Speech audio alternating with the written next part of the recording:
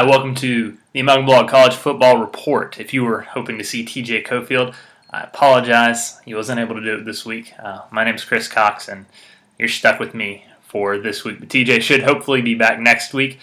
About my hat, I realized that they had a historic collapse. They're still my team. Let's just move on with it and get to a really exciting week of college football that we have this week. And we're going to start off with contenders and pretenders.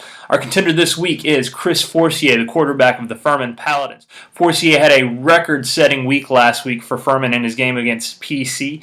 He went 12 for 16 for 226 yards, threw for 7 touchdowns, ran for 58 yards, and ran for another touchdown, setting 6 or 7 school and or Southern Conference records.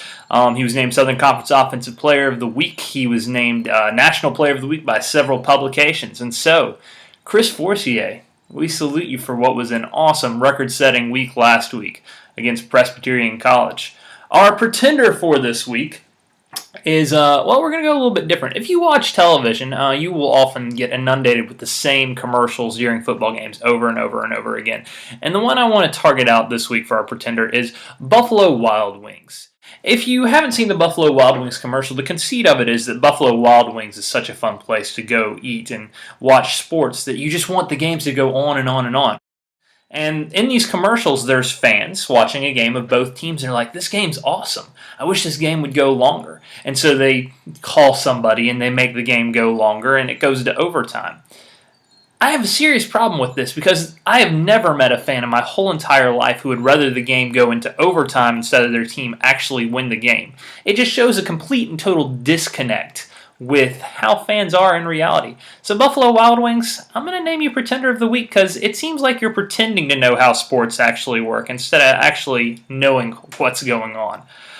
All right, well, let's move on very quickly to our games of the week. Our first game of the week is the number 8 Nebraska Cornhuskers heading up to Madison, Wisconsin to play the number 7 Wisconsin Badgers under the lights. So far this season, Nebraska has not looked like the world beaters that they were expected to be. They've been a little bit... They've won, but it's not been in very impressive fashion. Wisconsin, on the other hand, has looked incredible behind the arm of quarterback Russell Wilson, the NC State transfer. However, they haven't really played anyone that's been especially challenging. So this is a big test for both of them, and it's going to give a preview as far as who might be the winner of the Big Ten this season.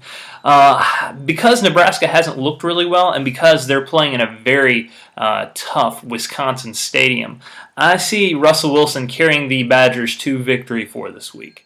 Our other game of the week, our last game of the week, is one that is not necessarily on the national radar, but as far as for those of you who love 1AA or FCS football, it's a number 3 Appalachian State is coming down here to Spartanburg to take on the number 8 Wofford Terriers in a matchup that pits basically the two teams that have been the best in the Southern Conference over the last several years. This is a tough one to look at because App State and Wofford have both been kind of hard teams to sort of peg as far as they are. App State escaped Chattanooga 14-12 last week, but Chattanooga's gotten a lot better in the last few years. Wofford's been up and down. They beat Samford by about 10 last week.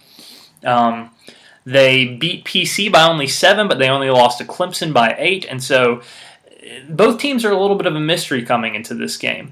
You would think that because they're at Wofford, that's a huge home field advantage. It's not. Wofford Gibbs Stadium is not a very intimidating place to play in. Certainly not as much as if this game was in Boone. I'm going to give App State the slight edge, but I could definitely see this game going either way. Wofford's offense is a tough one to prepare for, and if App State doesn't have everything in place, the Terriers could pull off the upset. But it should be an exciting game either way, and it should give a hint as far as who the front runner is for the Southern Conference crown for this week. Let's move on to our hometown heroes, starting with the South Carolina Gamecocks, who will be taking on the Auburn Tigers in the friendly confines of Williams-Brice Stadium. This is a bit of a revenge game for the Gamecocks as Auburn beat them last year, including a very embarrassing defeat in the SEC Championship. Last week, South Carolina had a pretty unimpressive win over Vanderbilt, 21-3. Auburn defeated Florida Atlantic 30-14. Now, there's no doubt going to this game that the Gamecocks are the more talented team. Auburn's lost to Clemson. They almost lost to Utah State at the beginning of the year. They don't quite have all the pieces in place after losing some really good teams from their national championship winning team. So South Carolina should win this game. The only problem is that South Carolina has had very shaky weeks the last few weeks, particularly in the quarterback position. And people in the national media have been talking about Stephen Garcia, Connor Shaw, Steve Spurrier, the quarterback stuff going on there. So we're not going to rehash that there, but it's been a little bit bothersome. Now, thankfully for South Carolina, they do have an incredible defense that seemed to come and play really well last week, but again, Vandy. And then Marcus Lattimore, who has been, a workhorse for the Gamecocks, but hopefully the Gamecocks are not going to run him to the ground and depend on him. So basically, for the Gamecocks to achieve all the things they've aspired to this season, their offense is going to need to get clicking a little bit more. They have not played a complete game yet. And although I think they can escape Auburn if they don't play that complete game, it can be very dangerous if they start making the mistakes that they made against Vanderbilt. And they certainly are not going to win many games down the road if they keep playing like they have lately. So I believe the Gamecocks are going to win, but it might be another uncomfortable one for the folks down in Columbia. Moving on to the Clemson Tigers, who are finally hitting the road and taking on the number 11 Hokies of Virginia Tech up in Blacksburg, Virginia. Clemson has had a very impressive last couple of weeks. They've defeated Auburn, and then last week they defeated Florida State 35-30. Virginia Tech is coming off of a 30-10 win over Marshall. This is going to be a very interesting matchup, and it's going to tell us a lot about Clemson. Clemson, obviously, like I said, has had very good weeks, but they've been in Death Valley. And so there's a lot of questions what they're going to do when, A, they leave Death Valley for a very, very difficult place to play up in Virginia Tech, and what's going to happen when they meet a very tough defense. Are Taj Boyd and Sammy Watkins going to be able to continue the magic that they've had so far? It's hard to say. Clemson has proved me wrong after they barely scraped by Wofford earlier this season. I thought it was going to be another typical Clemson season where people were ready to fire the coach about midway through the season, but they've played really well. I don't see them going up to Virginia Tech and taking the win. I think Virginia Tech's too strong and too disciplined of a team to let that happen. But Clemson has surprised me so far. But I do look for Virginia Tech to pull out the win. I don't expect it to be more than a score or maybe a touchdown and a field goal for the victory. And last but certainly not least, the Furman Paladins this week are playing the Catamounts of Western Carolina up in the lovely town of Colowee, North Carolina. Furman is coming off of a very impressive home opener, 62-21 victory over Presbyterian College.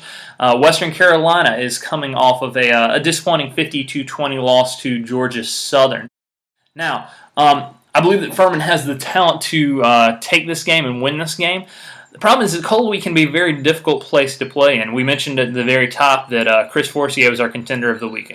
Is playing some incredible quarterbacking right now. Furman has had incredible quarterbacks go up to Western and have really, really bad games. A little over a handful of years ago, Engel Martin, one of the best quarterbacks in Furman's history, went up to Western Carolina and threw 5 interceptions, and the Catamounts stomped the Paladins in a year that they went to the national semifinals. So Western's not a team to be taken lightly, no matter what their record is and no matter how good Furman might be. But I do see Furman getting another road win out of this. They're used to these by now. It will certainly not be the high-scoring blowout that it was last weekend against Presbyterian College, but I do see the Paladins taking the victory and starting off their SoCon schedule with a 2-0 record. Well, that's it. Like I said, hopefully TJ will be back next week, and I hope you have a great time this weekend watching the football games, and we will see you next week.